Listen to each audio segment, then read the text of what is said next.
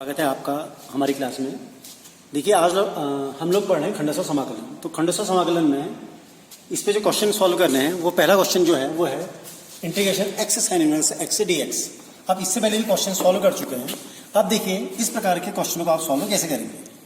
पहले आप इसको सॉल्व करने का तरीका क्या है। देखिए आप सपोज क्या करिए, साइन इनवर्स एक्स को क्या कर लीजिए, थीटा एज्यूम करिए। तो sine inverse x equal to theta, x equal to कितना आ जाएगा साइन थीटा, और डी एक्स इक्वल टू आ जाएगा आपका कॉस थीटा डी थीटा। तो आप देखिए अब क्वेश्चन हमारा क्या हो गया, एक्स की जगह में आ गया साइन थीटा,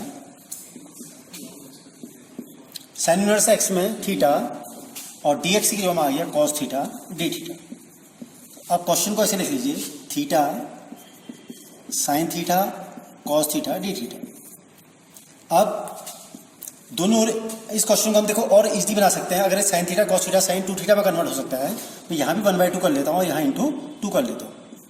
तो अब क्वेश्चन क्या बन गया हमारा, क्वेश्चन बन गया 1/2 integration theta sine two theta D theta. अब देखिए इस क्वेश्चन को साइन टू थीटा थीटा भी लिखा जा सकता था, थीटा साइन टू थीटा। तो इसमें हम ये प्रॉपर्टी पढ़ चुके हैं जो आपको बता दी जा चुकी है कि किस फंक्शन को पहला माना जाएगा और किसको दूसरा।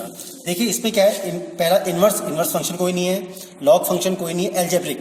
यहाँ पर थीटा जो है एल्जेब्रिक होगा, क्योंकि अगर हम इसको फंक्शन को ऐसा मानो एक्स साइन टू एक्स, तो एक्स अपना भी क्या हो जाएगा एल्जेब्रिक फंक्शन। तो थीटा पहला फंक्शन हो जाएगा और टिक्नोमेट्रिक वाला फंक्शन सेकंड हो जाएगा।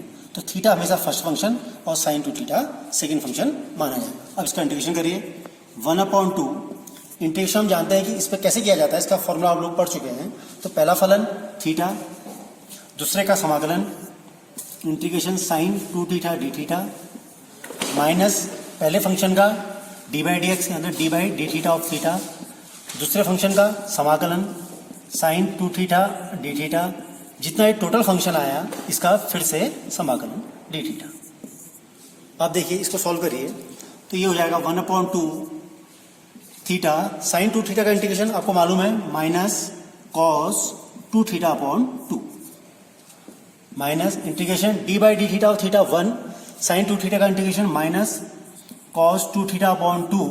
ये हो गया हमारा इंटीग्रेशन यहाँ पर डी थीटा।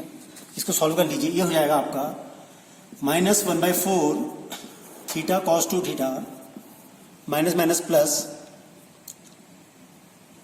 ये हो जाएगा हमारा 1/2 जो है इससे मल्टीप्लाई है और इससे भी मल्टीप्लाई, तो हो जाएगा 1/4 integration cos two theta D theta. फिर से करिए सॉल्व इसको, minus 1/4 theta cos two theta plus cos two theta का इंटीग्रेशन कितना हो जाएगा साइन टू थीटा अपॉन 2, तो 1/4 sine two theta upon 2 plus constant C. अब देखिए ये कितना आ गया, ये आ गया हमारा सॉल्व करके minus theta by 4 cos two theta plus 1/8 sine two theta plus C. इस क्वेश्चन को इतना सॉल्व करने के बाद आप लोग क्या करेंगे, हम जानते हैं कि हमारे पास ये क्वेश्चन जो है थीटा के फॉर्म में है और हम चाहते हैं कि क्वेश्चन दिया था हमें एक्स के फॉर्म में, तो इसको हम एक्स के फॉर्म में क्या करेंगे कन्वर्ट करेंगे। तो हमारा जो क्वेश्चन आ गया था वो आ गया था minus theta by 4 cos two theta plus 1/8 sine two theta plus C. अब देखिए ये हुआ माइनस 1/4, थीटा की जगह में क्या है साइन इनवर्स एक्स, तो यहाँ पर हो जाएगा साइन इनवर्स एक्स।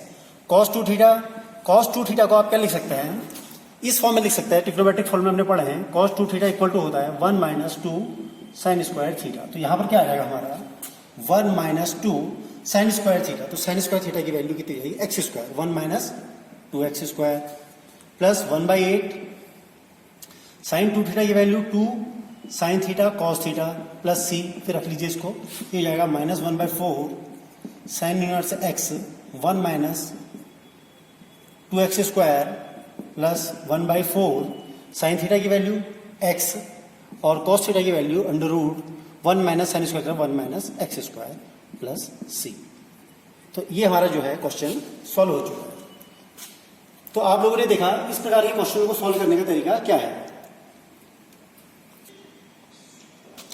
अब देखिए आपका अगला क्वेश्चन है, जब आप इस क्वेश्चन को सॉल्व करेंगे तो जनरली इसमें देखेंगे आप लोग 2 मेथड यूज होंगे। आप लोग जो है पहले तो देखिए मैं इसको इस क्वेश्चन से कर रहा हूँ, मैंने क्या करा जनरली आप लोगों ने पढ़ा था वही लगा दिया मैंने यहाँ पर इलेट वाला देखिए जब मैं इसका यूज़ कर रहा हूँ तो मुझे मालूम है कि पहला फंक्शन क्या मानना है मैंने, इन्वर्स ट्रिग्नोमेट्रिक फंक्शन। तो पहला फंक्शन ये हो गया है और दूसरा फंक्शन एक्स हो गया है। तो इसमें अगर आप लोग अप्लाई करेंगे हमारा खंडेश्वर समाकलन का फॉर्मूला, तो हमारा क्या हो जाएगा, पहला फंक्शन क्या हो जाएगा, हमारा पहला फंक्शन में क्या माना हमने, tan इनवर्स एक्स, फिर दूसरे का समाकलन minus D by D x of पहले का tan इनवर्स एक्स, दूसरे का समाकलन एक्स डी एक्स, और टोटल जो टर्म आया है उसका फिर से समाकलन। तो आपने सॉल्व करा तो देखिए क्या आ गया, यहाँ से ये आ गया हमारा tan इनवर्स एक्स, एक्स का हो जाएगा x square by 2 minus D by D x of tan inverse x 1/1 plus x square, और एक्स डी एक्स का इंटीग्रेशन एक्स स्क्वायर बाई 2, इस टोटल का इंटीग्रेशन डी एक्स। तो सॉल्व करिए कितना आ गया, x square tan inverse x by 2 minus ये हो गया आपका 1/2 integration x square upon 1 plus x square into D x. अब देखिए इसको सॉल्व करना है, इसको सॉल्व करने का तरीका क्या है, इसको लिख लिया था आपने x square tan inverse x upon 2 minus 1/2। इसे क्या करते हैं हम, अगर इस क्वेश्चन में दोनों +1 और -1 करूं तो देखिए क्या हो जाएगा, इसी क्वेश्चन को अगर ऐसे लिखा जाए x square plus 1 minus 1 upon 1 plus x square into D x.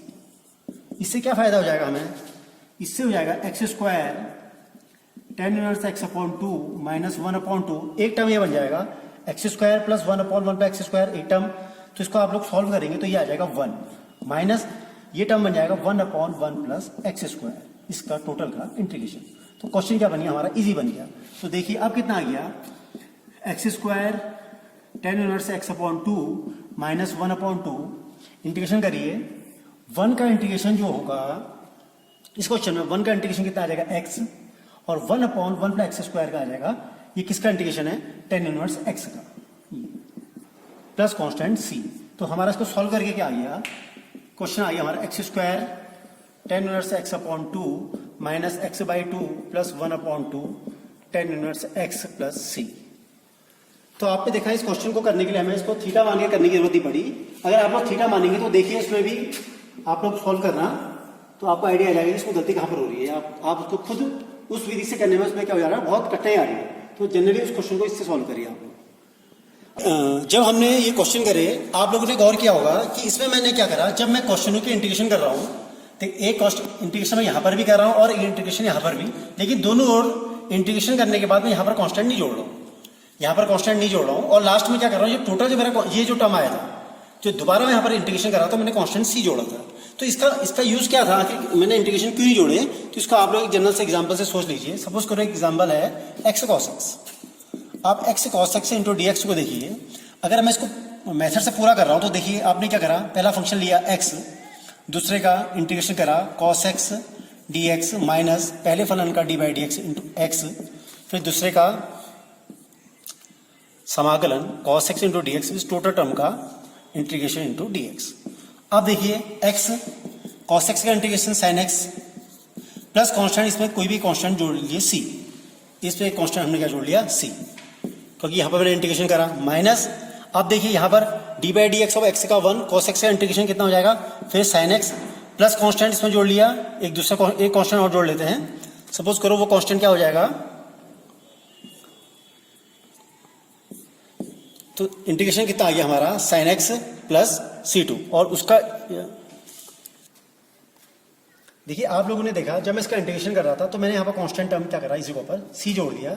इसी फंक्शन का इंटीग्रेशन में दोबारा कर रहा हूँ तो सेम चीज इसका इंटीग्रेशन करके भी इसमें कांस्टेंट मैंने क्या कर दिया, C जोड़ दिया। अब देखिए इसको आगे को करिए तो ये सॉल्व करके क्या आ गया, x sine x plus C x minus integration of sine x, integration of sine minus cos x, तो ये जाएगा प्लस कॉस एक्स, और प्लस सी बाहर आ गया, 1 का इंटीग्रेशन एक्स तो जाएगा माइनस सी एक्स आ गया। अब इसका भी मैंने इंटीग्रेशन किया तो एक कांस्टेंट जुड़ गया के, तो सी एक्स और सी एक्स क्या हो गया, कैंसिल हो गया। तो सॉल्व करके हमारा क्या आ गया, x sine x plus cos x plus के।